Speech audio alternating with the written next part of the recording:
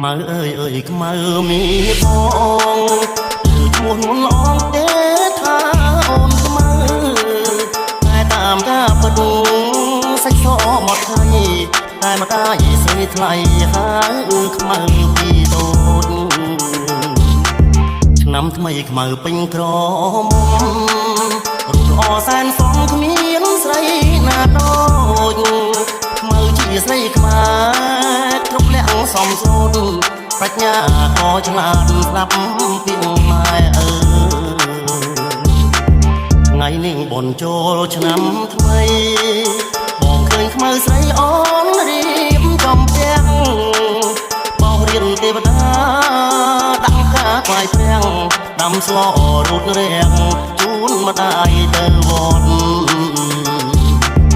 បងឃើញខ្មៅពូនភ្នំខ្សាច់